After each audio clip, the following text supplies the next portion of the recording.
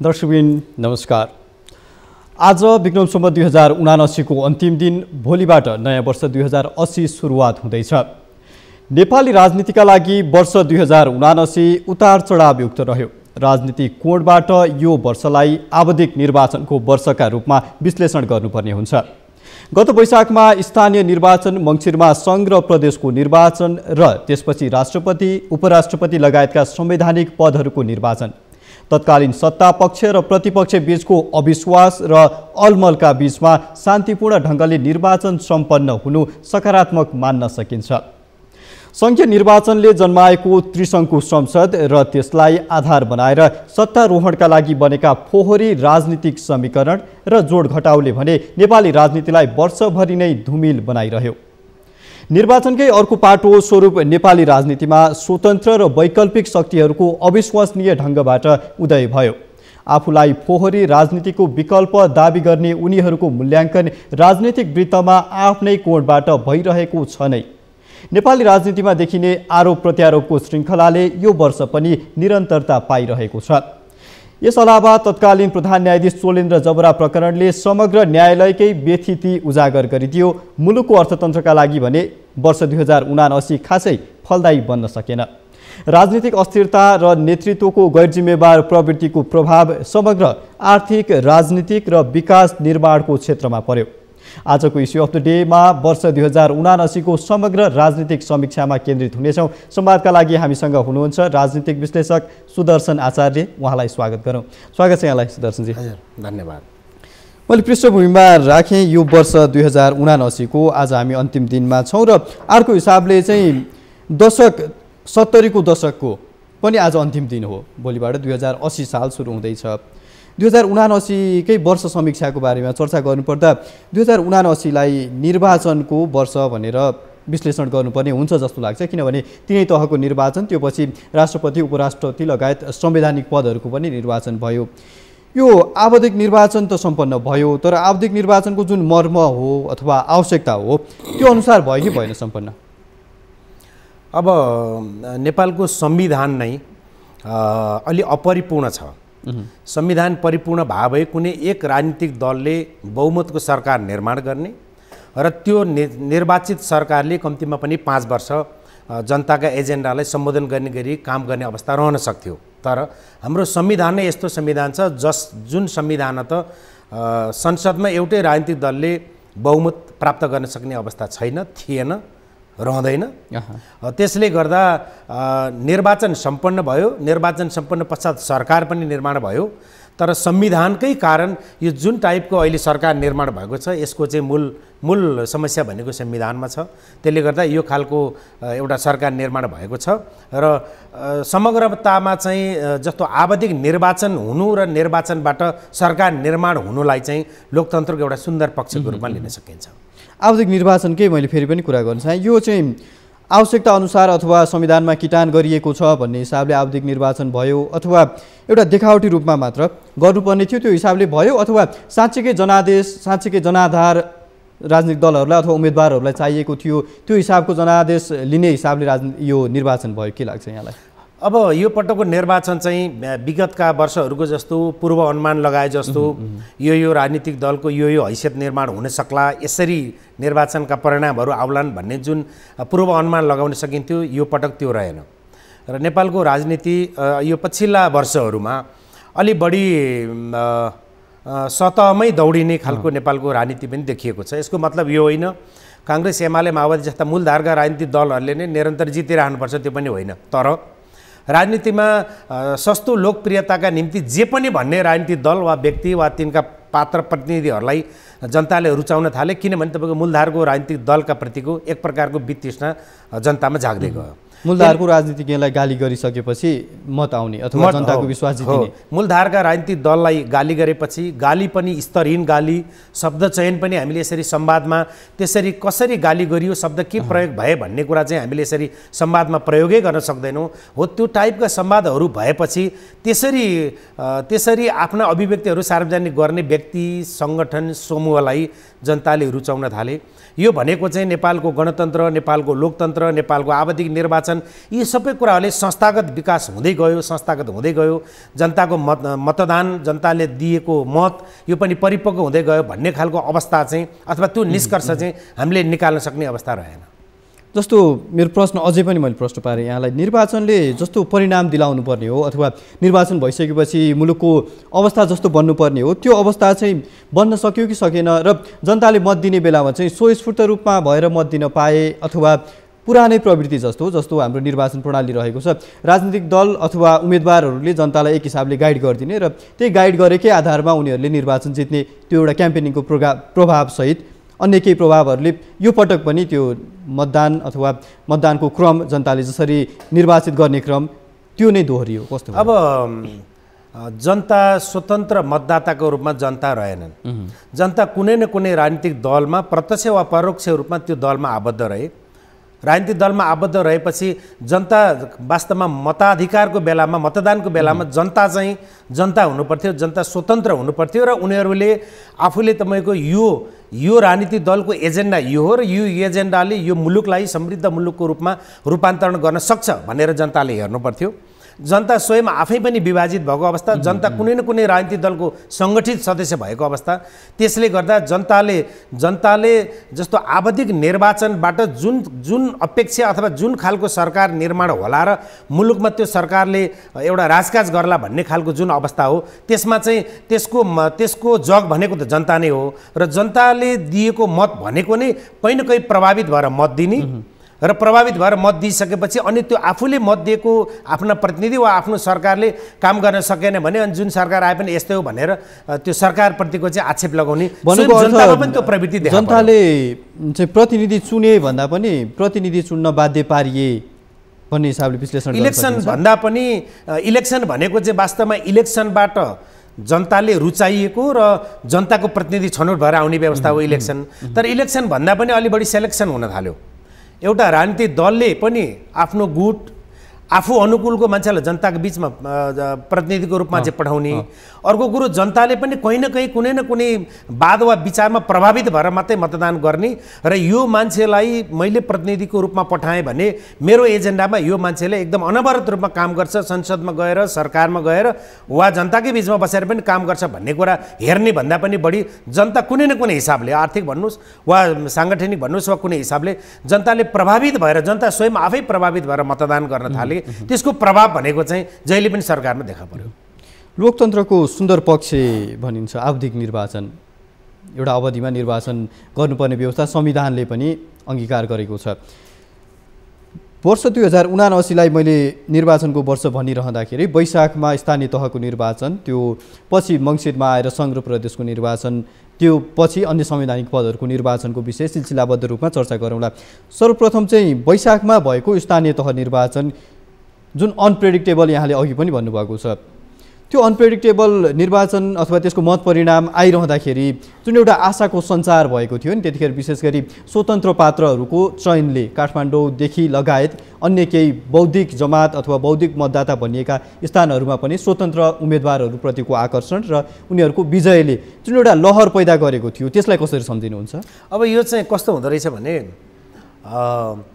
केन्द्रीय र प्रदेशको सरकार जसले निर्माण गर्यो स्थानीय तहमा पनि उसैको सरकार स्थानीय तहको सरकार निर्माण हुँदा राजनीतिक रूपमा गाइडेड हुने अनि सङ्घ र प्रदेशका सरकारहरू एकातिर र स्थानीय तह अर्कोतिर जित्दा त्यो एउटा प्रेस्टिज इस्यु जस्तो टसल सुरु हुने।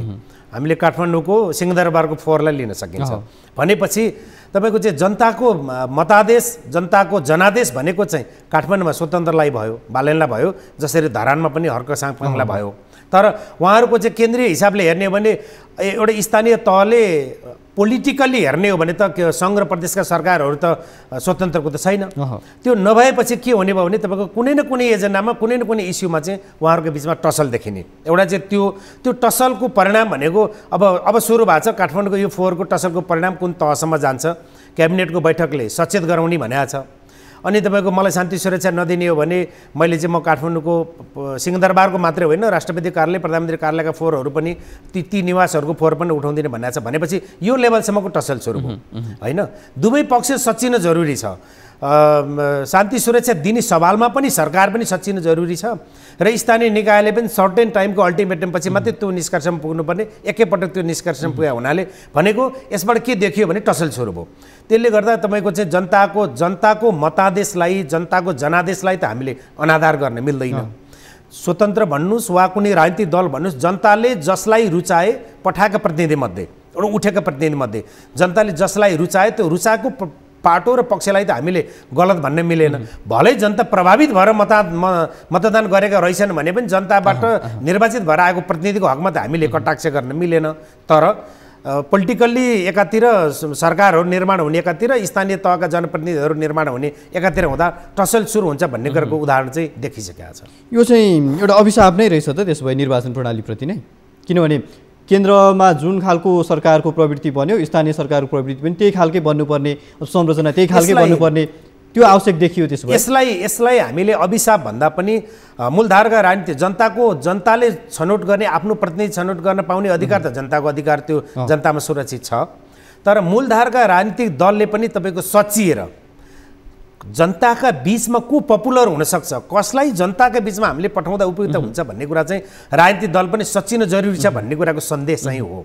पात्र चयन त्यो हिसाबले नै हिसाबले हुनुपर्छ भन्ने कुराको सन्देश चाहिँ स्थानीय तहमा जनताले जसलाई जिताए त्यो जिताएको भलै त्यसको परिणाम अब हामीले यसअघि चर्चा गरे चाहिँ स्थानीय एकातिर भयो भने सरकार अर्कातिर भयो, यसको टसल त देखिएको छ। हामी अलिकति काठमाडौँ महानगर र मेयरप्रति बढी केन्द्रित भयो। मैले जान्न चाहेको चाहिँ अथवा विश्लेषण चाहेको चाहिँ यहाँबाट यो स्थानीय सरकारको अथवा स्थानीय सरकार निर्वाचनको करिब 1 वर्ष पुग्नै लाग्दाखेरि समग्र स्थानीय सरकारको मा जसरी मतदाताहरूको रुझान देखियो त्यो रुझानले अहिलेसम्म काम गर्यो अथवा गरेन, पछुताउनु पर्ने अवस्था आयो अथवा आएन, समग्र देशभरिकै केही उम्मेदवारहरूको चर्चा। अब यो स्थानीय तहमा आजका मितिसम्मको सबैभन्दा धेरै डेभलपमेन्टका हिसाबले चाहिँ स्थानीय तहले राम्रोसँग काम गरेको छ, राम्रोसँग काम गरेको देखिन्छ। हामीले देशका स्थानीय तहमा जाँदा पनि काम गरेको देखिन्छ। भलै सानो स्केलकै भए पनि सबैभन्दा धेरै बजेट सानो स्केलको गए पनि फेरि सबैभन्दा धेरै हामीले सञ्चार माध्यममा हामीले हेरेअनुसार पढेअनुसार हामीले जानकारी पाएअनुसार फेरि पनि स्थानीय तहकै करप्सन बढी भयो, अनियमितता बढी भयो भनेर अख्तियार दुरुपयोग अनुसन्धान आयोगमा उजुरीहरू फेरि स्थानीय तहकै बढी छ। तथापि स्थानीय तहमा जुन राजनीतिक दलले जहाँ जुन ढङ्गले प्रतिनिधित्व गरेको भए पनि स्थानीय तहको विकास निर्माणका सन्दर्भमा सङ्घीय सरकारको तुलनामा, सङ्घीय सरकारले ठुला आयोजनाहरूमा हात हाल्यो होला, तर सङ्घीय सरकारको तुलनामा स्थानीय तहका देशैभरिका स्थानीय तहले विकास निर्माणको एजेन्डालाई प्राथमिकतामा राखेर विकास निर्माणलाई अगाडि बढाएको हामीले पाइन्छ। यो चाहिँ समग्रतामा हो, पाइन्छ। अर्को प्रसङ्गमा म जान चाहे, जस्तो प्रतिनिधि सभा निर्वाचन जुन भयो नि त्यो पछि 13वटा राजनीतिक दलहरूले संसदमा प्रवेश पाए।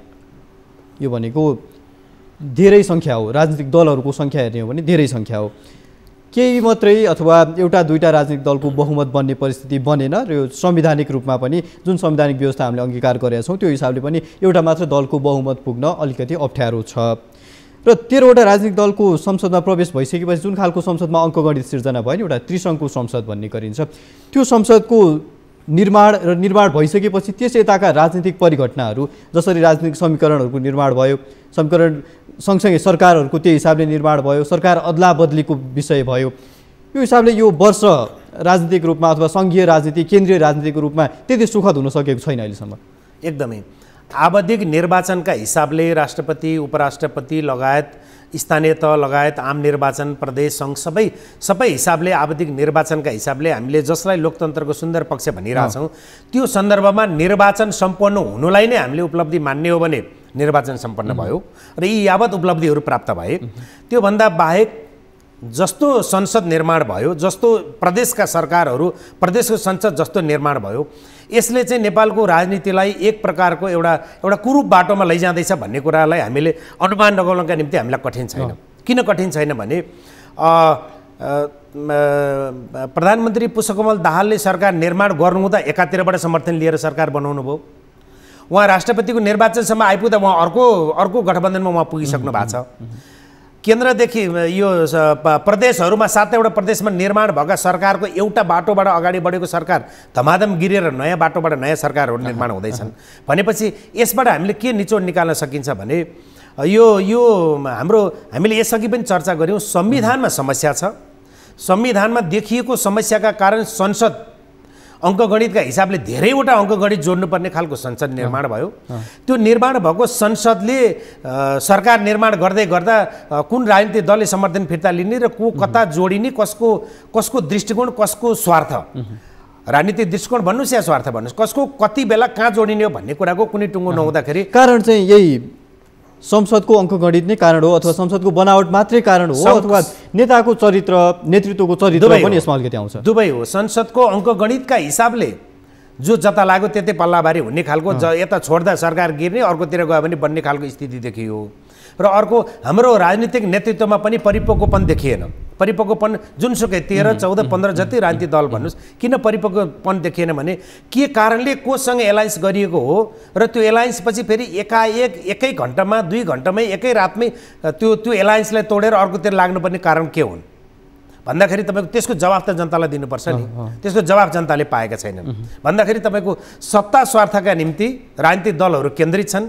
चाहे मधेसवादी भन्नु, चाहे स्वतन्त्र भन्नु, चाहे राप्रपा भन्नु, चाहे मूलधारका ठुला राजनीतिक दल भन्नुहोस्, सत्ता स्वार्थका निम्ति केन्द्रित छन्। केन्द्रित हुँदै गर्दा कुन एजेन्डामा कोसँग मिल्दा बढी उपलब्धि हासिल गर्न सकिन्छ त्यो पनि जनतालाई डेलिभरी दिने सन्दर्भको उपलब्धि होइन। लोकतन्त्र भन्नुहोस् या गणतन्त्र भन्नुहोस् या यो आवधिक निर्वाचनबाट आएको सरकारलाई स्थायित्व दिने सन्दर्भ होइन। निजी स्वार्थका निम्ति, दलीय स्वार्थका निम्ति के गर्दा कोसँग गठजोड हुँदा रातारात कसरी परिवर्तन गरेर बढी उपलब्धि हासिल गर्न सकिन्छ, राजनीतिक दलहरू त्यता केन्द्रित भयो। त्यता केन्द्रित हुँदै गर्दाको परिणति अनि फेरि पनि तपाईँको चाहिँ मूलधारका राजनीतिक दलभन्दा भर्खरै उदाएका राजनीतिक दलहरूको सङ्ख्या, त्यो भोल्युम वात्त माथि आयो।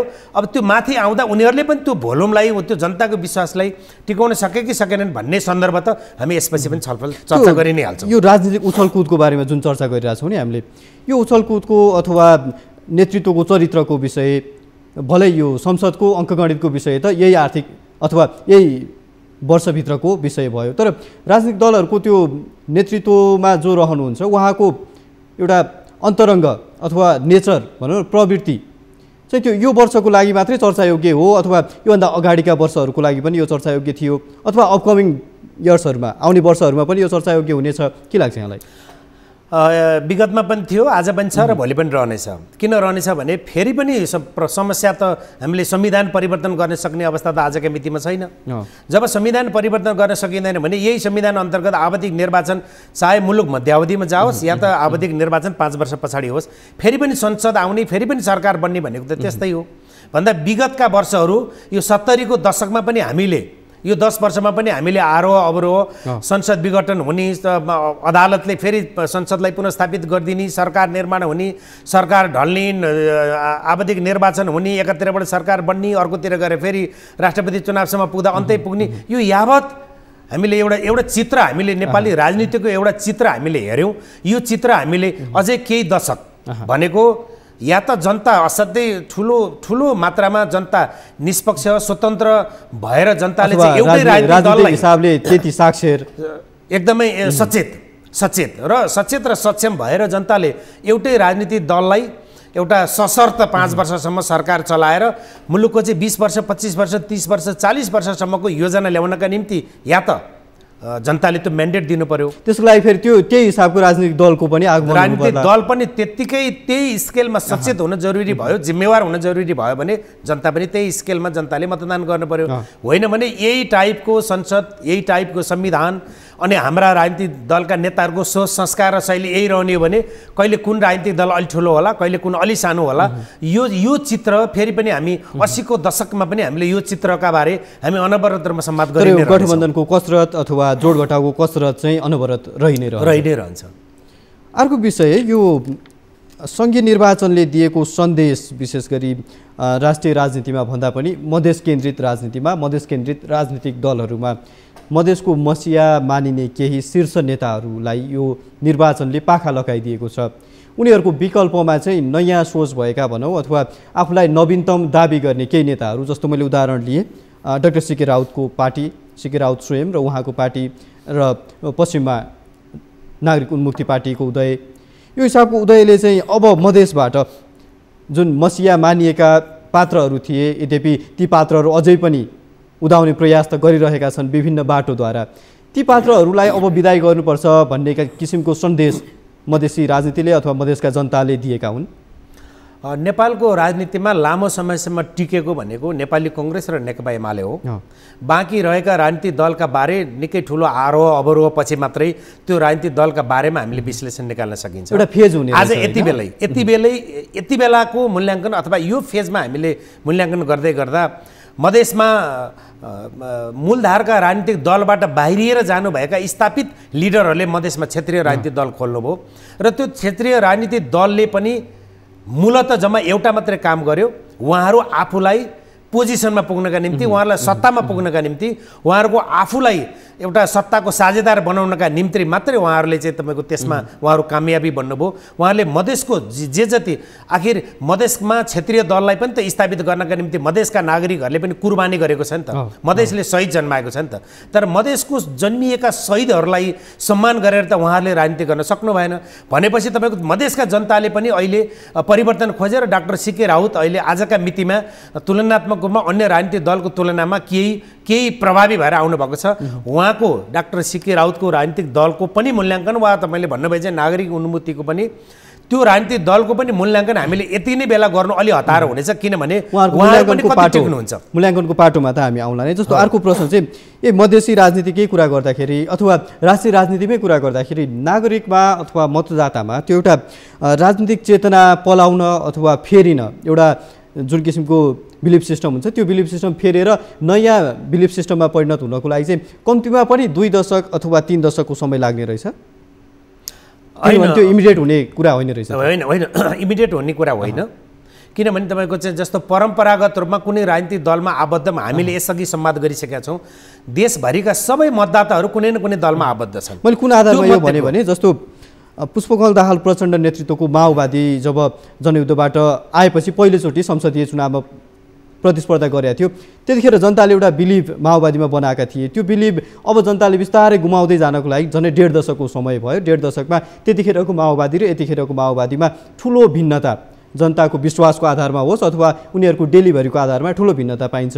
त्यसगरी मधेसी राजनीतिको कुरा गर्दाखेरि पनि मधेस आन्दोलनको समयबाट आजको समयमा आइपुग्दाखेरि एउटा पात्रलाई विश्वास गरेको मधेसी जनताले आज 10, 15, 20 वर्षपछि त्यो पात्र छोडेर नयाँ पात्र चयन गर्ने प्रोसेसमा पुगेको छ।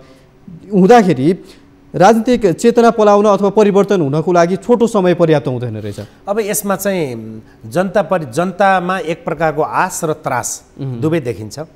आशा पनि देखिन्छ, किनभने आफूले निर्माण गरेको अथवा आफूले मतदान गरेको राजनीतिक दलले सर्टेन टाइममा केही गर्ला कि भन्ने कुराको एक प्रकारको अपेक्षा हुन्छ, आशा हुन्छ र सँगै त्रास पनि हुन्छ। त्रास किन हुन्छ भने माओवादीलाई मत आशका कारणले मात्रै दिया होइन नि त। माओवादीलाई मतदान गरेर माओवादीलाई राष्ट्रिय राजनीतिको ठुलो दल बनाइदिँदा कम्तीमूल्य हतियार बिसाउँछ कि हतियारको त्रासबाट हामी मुक्त हुनुपर्छ कि भन्ने पनि थियो नि त। आश र त्रास दुवै थियो। दुवै आश र त्रासबाट फेरि पनि तपाईँको चाहिँ त्यो दलले ठिक काम गर्न सक्यो कि सकेन भनेर मूल्याङ्कन गर्नका निम्ति त कम्तीमा 1 दशक त लाग्छ नि। त्यो 1 दशकमा जनताले त्यो राजनीतिक दलबाट पाउने आशा गर्ने र त्रासबाट पनि मुक्त हुने दुवै तपाईँले भन्नुभयो चाहिँ तपाईँको चाहिँ एउटा त्यो दललाई परीक्षण गर्ने समय त त्यो कम्तीमा 1 दशक भनेको पर्याप्त हो। भन्दा चाहे मधेसवादी राजनीतिक दल भन्नुहोस् चाहे माओवादी भन्नुहोस्, मैले यसअघि भने सत्तामा यो राष्ट्रिय राजनीतिको मूलधारमा रहेका कङ्ग्रेस र एमालेको आरोह अवरोह कहिले कुन ठुलो हुने भन्दा बाहेक अन्य राजनीतिक दलको भनेको आश र त्रासका कारणले कहिले ठुलो र कहिले सानो, तेस्रो चौथो पाँचौँ हुने हो। आश र त्रासका कारण मधेसमा हेर्ने हो भने पनि कहिले कुन राजनीतिक मधेसभित्रको कुन राजनीतिक दल ठुलो वा सानो त्यो आरोह अवरोह भइरहन्छ। माओवादीको हकमा पनि तेस्रो चौथो दल भइ नै रहेछ। झन्डै कुनै समय राप्रपाको स्थान रहेको, कुनै समय त्योभन्दा अलिकति ठुलो रहेको दल हो। त्यसले गर्दा तपाईँको चाहिँ यसको समग्रतामा चाहिँ के हो भने तपाईँको आश र त्रासका कारण राजनीतिक दलको मूल्याङ्कन हुने गर्छ र त्यसका निम्ति कम्तीमा 1 दशकको समय चाहिँ चाहिन्छ। राजनीतिक दलहरूको मूल्याङ्कनकै कुरा गरिरहँदाखेरि हुन त यो समय निकै छोटो छ। मङ्सिरमा निर्वाचन भएपछि हामी 5-6 महिना अगाडि मात्र आएका छौँ। केही दलहरू जस्तो राष्ट्रिय स्वतन्त्र पार्टीको अहिले आफ्नै हिसाबले मूल्याङ्कन भइरहेको छ। त्यसको अलावा पनि नागरिक उन्मुक्ति पार्टी, जनमत पार्टीको मूल्याङ्कनको आधार केलाई बनाउने, जस्तो सत्तारोहणको विषयलाई मूल्याङ्कनको आधार बनाउने हो भने उनीहरू फेल भइसकेका छन् अथवा यति चाँडो मूल्याङ्कन गर्न हतार होला कि नहोला, त्यो हिसाबले उनीहरूको पनि यी दलहरूको पनि परीक्षणकाल चाहिँ त्यही 20 वर्ष अगाडिको जुन प्याटर्न थियो त्यो अनुसार नै 20 वर्ष 15 वर्ष जाला अथवा अर्को निर्वाचनपछि नै यी दलहरूको जसरी उदय भएको थियो त्यसरी नै विलय पनि होला।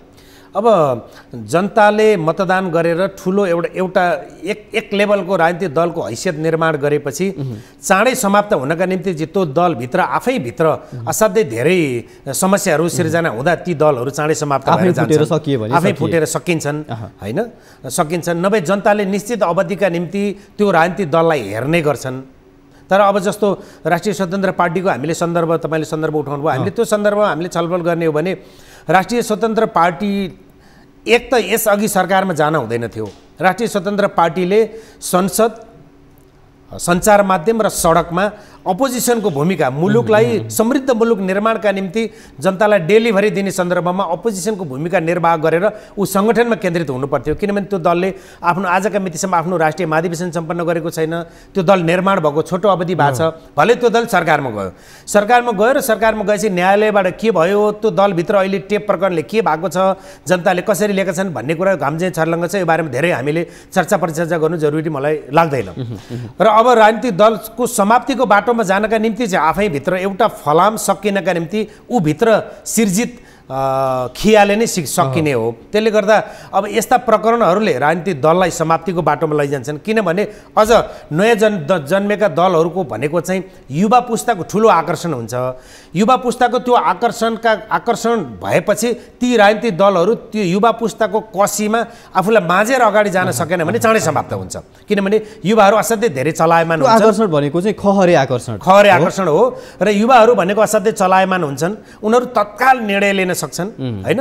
राष्ट्रिय अन्तर्राष्ट्रिय रूपमा उनीहरूले धेरै विषयवस्तुहरू बुझेको हुन्छ र एउटा सानो इस्युमा कुनै पनि राजनीतिक दल, व्यक्ति, सङ्गठन कोही पनि चुक्यो भने फेरि त्यो दललाई फेरि पनि जनताले चाहिँ तपाईँको अथवा त्यो युवा पङ्क्तिले चाहिँ एकपल्ट चुकेर के भयो त अर्कोपल्ट फेरि हेरौँ न भन्ने स्थिति चाहिँ रहँदैन। त्यो भए हुनाले तपाईँको जनताको कसीमा साँच्चीकै आफूलाई स्थापित गर्ने हो भने नेपालका कुनै पनि राजनीतिक दल र विश्वभरिका कुनै पनि राजनीतिक दलले तपाईँको चाहिँ जनताको नजरमा आफूलाई अब्बल साबित गर्नु नै जरुरी लाग्छ मलाई। बालेन हर्क अथवा राष्ट्रपा जनमत नागरिक उन्मुक्तिको उदयलाई जसरी उनीहरूले व्याख्या गरिरहेको छन् र जसरी अन्य राजनीतिक दलहरूमा आबद्ध अथवा अन्य राजनीतिक दलकै नेतृत्वकर्ताहरूले व्याख्या गरिरहेका छन्, दुईवटा अलग कोणबाट व्याख्या गरिरहेका छन्। जनताले पत्याउँदाखेरि अथवा राजनीतिक दलहरूले, राजनीतिक दलका नेतृत्वकर्ताहरूले, पुराना राजनीतिक दलका नेतृत्वकर्ताहरूले व्याख्या गरे अनुसार उनीहरूलाई चयन गरेर जनता पछुताएको भन्ने आभास, त्यो भान हुन्छ कि हुँदैन यहाँलाई? अब यो चाहिँ तपाईँले नाम लिनुभएका राजनीतिक दलहरू वा स्वतन्त्र धरान काठमाडौँका मेयरहरू वा मैले नयाँको मूल्याङ्कनको नयाँ हो, मैले भने नयाँको मूल्याङ्कनका सन्दर्भमा नयाँलाई पत्याएर, नयाँको एजेन्डा हेरेर, नयाँको दृष्टिकोण हेरेर नयाँले यो मुलुकमा चाहिँ आमूल परिवर्तन, नयाँलाई हामीले विश्वास गर्दाखेरि आमूल परिवर्तन नयाँबाट चाहिँ हुनसक्छ भनेर जनताले ट्रस्ट गरेर मतदान गरेको होइन आजका मितिसम्म। मूलधारका राजनीतिक दलको असफलताका कारण त्यसको आक्रोश स्वरूप यी राजनीतिक दल र स्वतन्त्र व्यक्तिलाई उहाँहरूले मतदान गरेको हो। भलै यो भनाइ उहाँहरूले मान्नुहुन्न, स्वतन्त्रले मान्नुहुन्न, राप्रपाले मान्नुहुन्न वा बालेन हर्क साम्पाङले मान्नुहुन्न र हाम्रो एजेन्डाका आधारमा जनताले मतदान गरे हो भन्नुहुन्छ, तर त्यो होइन। आजका मितिसम्म चाहिँ मूलधारका राजनीतिक दलको असफलताका कारण उहाँहरू स्थापित भयो हो, भने असन्तुष्टिको मत मात्रै हो। तर त्यो असन्तुष्टिको मतको जगमा उहाँहरूले आफूलाई त्यो भोलि जनतालाई सन्तुष्ट गराएर त्यो जगबाट उहाँले आफू राजनीतिक दल वा स्वतन्त्रको हैसियतले उहाँहरू स्थापित हुन सक्नुहुन्छ कि सक्नुहुन्न भन्ने कुराको चाहिँ त्यो विश्लेषण गर्नका निम्ति चाहिँ यति नै बेला चाहिँ हतारो हुन्छ। हस्, एउटा छोटो विश्राम लिन्छौँ, विश्रामपछि पुनः चर्चा गर्नेछौँ। दर्शकबिन, इस्यु अफ द डेमा हामी चर्चा गरिरहेका छौँ वर्ष 2079 नेपाली राजनीतिको कोणबाट कस्तो रह्यो भन्ने विषयमा, र अहिले छोटो विश्रामको पालो भएको छ। विश्रामपछि पुनः आउँछौँ।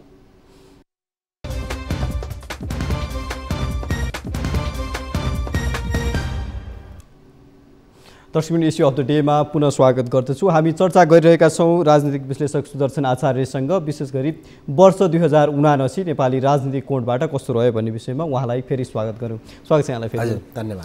अब थोरै संवादलाई मैले गत वर्षको निर्वाचन बाहेकका केही घटनाहरूमा केन्द्रित गराउन चाहे। जस्तो राष्ट्रपतिको काम, कर्तव्य र अधिकारको विषयलाई लिएर गत वर्ष भनौँ अथवा आज अन्तिम दिन भएको 2079 अलिकति चर्चामा, चासोमा, अलिकति गरम माहौल त्यसले निर्माण गरेको थियो। विशेष गरी संसदबाट 2 पटक पारित गरेर पठाइएका विधेयक राष्ट्रपति विद्यादेवी भण्डारीले त्यतिखेर प्रमाणित नगर्नुभएको सिलसिलालाई लिएर राष्ट्रपतिको काम कर्तव्य अधिकारलाई लिएर त्यो बहस हुनु अथवा राष्ट्रपतिले त्यसरी कार्य सम्पादन गरिनु कतिको उचित कतिको अनुचित? एकदमै अनुचित। राष्ट्रपति संस्था भनेको कार्यकारी संस्था होइन, सेरेमोनियल हो। सेरेमोनियल संस्थाले संसदका दुईटै सदनबाट पास गरेर पठाएका विधेयकलाई त्यो ठिक थियो वा बेठिक थियो त्यो जनताका प्रतिनिधिले संसदले जान्ने कुरा हो। राष्ट्रपतिको तहबाट त्यसरी रोकिनु वा आफ्नै ढङ्गले चलखेल गरिनु त्यो वास्तवमै त्यो संस्थाको एउटा मर्यादा भन्दा पनि बाहिर गएर गरिने काम हो। त्यसमा चाहिँ दलीय आग्रहले काम गर्यो भन्ने कुराको बुझाइ आम नेपालीमा त्यो बुझाइ पुग्यो, त्यो बुझाइ सम्प्रेषण हुन पुग्यो, त्यो चाहिँ एकदमै अनुचित कार्य हो। त्यसले नजिर बसाउँछ कि बसाउँदैन? एकदमै नजिर बसाउँछ। त्यसले गर्दा अब यसरी नजिर जसले बसाउनु भयो भनेर भनिएको उहाँ त राष्ट्रपतिबाट बिदा भइसक्नु भएको छ। जो नयाँ राष्ट्रपति हुनुहुन्छ उहाँले दुईटा सेक्टरमा एकदमै ध्यान पुर्याउनुपर्छ भन्ने मलाई लाग्छ। एउटा सेक्टर भनेको संसदबाट गएका विधेयकहरूको सन्दर्भमा उहाँले 1 मिनेट पनि समय नलगाइकन उहाँले त्यसलाई प्रमाणीकरण गर्नुपर्छ, नम्बर 1। र नम्बर 2, हिजोका राष्ट्रपतिले चाहिँ एकदमै राजसी ठाटका साथ पुरै सडकलाई तपाईँको चाहिँ घर घरका छतमा पनि सेना परिचालन गरेर पुरै राजसी ठाटका साथ जसरी चाहिँ सवारी भयो त्यो सवारी नभइकन राष्ट्रपति सडकमा राष्ट्रपतिले यात्रा गर्नुपर्छ, राष्ट्रपतिको यात्रा चलाइनुपर्छ र उहाँले तपाईँको चाहिँ नेपाली जनताले अलिकति पनि आफ्ना कारणले दुःख पाउनु हुँदैन भन्ने कुराको हेक्का चाहिँ नयाँ राष्ट्रपतिलाई हुन जरुरी छ। र यसरी प्रमाणीकरण गर्ने सन्दर्भ पनि रोकिनु हुन्न। त्यो यदि प्रमाणीकरण गर्दा मुलुकको लागि हानि मुलुकको लागि घाटा भयो भने त्यो सार्वभौम संसदले जान्ने कुरा हो र नेपाली जनताले संसदलाई प्रश्न गर्छन्, राष्ट्रपतिलाई प्रश्न गर्दैन। अर्को विषय यो वर्षभरि नै चर्चामा रहेको भनौँ, यो वर्षको सुरुवातभन्दा अगाडि पनि केही महिनादेखि चर्चामा रहेको न्यायालयको विषय हेर्नुहोस् त। यो 2079 पुरै वर्षभरि न्यायालयले स्थिर नेतृत्व पाएन। कामु प्रधान न्यायाधीशको नेतृत्वमा न्यायालय सर्वोच्च अदालत चलिरह्यो। सर्वोच्च अदालतको तत्कालीन प्रधान न्यायाधीश भनौँ चोलेन्द्र शमशेर जबरा र उहाँको चरित्र, उहाँले न्यायालयको व्यतिथिको बारेमा जति विषयहरू उजागर गर्नुभयो त्यो विषय र 1 वर्षसम्म न्यायालय चाहिँ नेतृत्वविहीन रहनुको विषय यो वर्षभरि नै यो विषयले पिरोलिरह्यो। यसलाई कसरी लिनुहुन्छ न्याय क्षेत्रमा? अब यो चाहिँ हुन चाहिँ आजै मात्र बारको दबावमा सम्माननीय प्रधानमन्त्रीज्यूले म तत्कालै छिटै प्रधान न्यायाधीशको यो विषयवस्तु चाहिँ मैले उहाँ टुङ्ग्याउँछु भनेर उहाँले भन्नुभयो हुनाले तपाईँको उहाँलाई शुभकामना छ, चाँडै टुङ्ग्याउनु होला। तर हामीलाई राष्ट्रपति चयन गर्न सक्ने यो मुलुकले, उपराष्ट्रपति चयन गर्न सक्ने यो मुलुकभरिका राजनीतिक दलले राजनीतिक नेतृत्वमा जानका निम्ति, सरकार निर्माण गर्नका निम्ति, मन्त्री हुनका निम्ति, राष्ट्रपति हुनका निम्ति, उपराष्ट्रपति हुनका निम्ति, सभामुख, राष्ट्रिय सभाको अध्यक्ष सारा हुनका निम्ति चाहिँ यो राष्ट्र काबिल हुन सक्ने, सक्षम हुन सक्ने। तर सर्वोच्च अदालत जस्तो न्यायिक निकाय, त्यो न्यायिक निकाय पनि न्यायिक अन्तिम निकाय जहाँबाट न्याय सम्पादन हुने काम हुन्छ, न्याय सम्पादन गरिने काम हुन्छ, त्यो निकायलाई चाहिँ कायम मुकायमको भरमा जुन राखियो यो वास्तवमै एकदमै ठिक भएन। कति लाजमर्दो हेर्नुहोस्, राष्ट्रपतिको शपथ कामु प्रधान न्यायाधीशबाट खुवाउने परिस्थिति निर्माण भयो। त्यसले गर्दा त्यो एकदमै राम्रो भएन। सँगै अर्को कुरा तपाईँको चाहिँ यसअघिका सरकारले 50-52 जनाको चाहिँ संवैधानिक नियुक्ति गर्यो। त्यो संवैधानिक नियुक्तिको सन्दर्भ पनि अदालतमा गएर विचारा दिन्छ र त्यो संवैधानिक निकायले कुनै पनि महत्त्वपूर्ण विषयको कार्य सम्पादन सुरु गर्यो कि अनि फेरि अदालतमा चाहिँ मुद्दा पेशीमा चढ्छ, पोलिटिकल चलखेल हुन्छ, अनि फेरि त्यो पेशी हट्छ। उतापट्टि उनीहरूले संवैधानिक निकायले काम गर्न सक्ने, निष्पक्ष ढङ्गले काम गर्न सक्ने परिस्थिति देखिएको छैन। त्यसले गर्दा यस्ता विषयवस्तुमा राज्य एकदमै गम्भीर हुन जरुरी छ। राज्य गम्भीर नहुँदाखेरि राज्य सरकारकै एउटा नालायकीपन हो अथवा सरकार ठिक ढङ्गले सञ्चालन भइरहेको छैन भन्ने कुराको मेसेज गइरहेको छ। यो स्वयं सरकारका निम्ति पनि एउटा सुखद र शुभ सन्देश होइन। अर्को चाहिँ आर्थिक पाटोलाई लिएर पनि अन्तिममा छोटकरीमा मैले जोड्न चाहिहालेँ। अर्थतन्त्रमा सङ्कटको कारण त कोभिड महामारी पछि लिएर रुस युक्रेन युद्धको प्रत्यक्ष प्रभाव पर्यो भन्ने हिसाबले अर्थतन्त्रलाई व्याख्या गर्ने गरिएको छ र अर्थतन्त्रको विश्लेषण गर्ने हो भने अथवा अर्थतन्त्रलाई केलाउने हो भने यो वर्ष त्यति सुखद रहन सकेन। आगामी वर्षको लागि सङ्केत कस्तो दिएको छ? अब अलिकति यसको थोरै संक्षेपमा अलिकति पृष्ठभूमि भन्नुपर्ने हुन्छ। वाणिज्य उद्योग र वाणिज्य क्षेत्रका पदाधिकारी र राष्ट्र ब्याङ्कका गभर्नर बीचको कटुता हुने, एकाएक जग्गाको किता काट रोक्ने, कुनै लजिक बेगर्ने किता काट रोक्ने, त्यसपछि तपाईँको नयाँ नयाँ उद्यमीहरू उद्योगका निम्ति कल कारखानाका निम्ति जसरी राजनीतिमा नयाँ व्यक्तिको प्रवेश भएको छ त्यसै गरी नयाँ उद्यमीहरू आएको छन्, उनीहरूलाई प्रोत्साहन गर्ने खालको यो विगतका सरकारहरूले त्यो काम गरेन। अब नयाँ मुलुकले नयाँ अर्थमन्त्री पाएको छ, नयाँ अर्थमन्त्रीले कति यो सबै कुराहरूलाई चिरेर काम गर्न सक्नुहुन्छ कि अथवा उहाँले कसरी काम गर्न सक्नुहुन्छ त्यो हेर्न बाँकी नै रह्यो। किनभने नयाँ अर्थमन्त्री पनि जनताका बीचबाट प्रत्यक्ष निर्वाचित भएर आउनुभएको होइन। त्यो भएपछि उहाँको तपाईँको चाहिँ उहाँको कुनै भूगोल छैन भन्ने ढङ्गले उहाँले बुझ्नुभयो भने मुलुकको आर्थिक क्षेत्रले फेरि पनि तपाईँको चाहिँ दुःख पाउने स्थिति रहन्छ।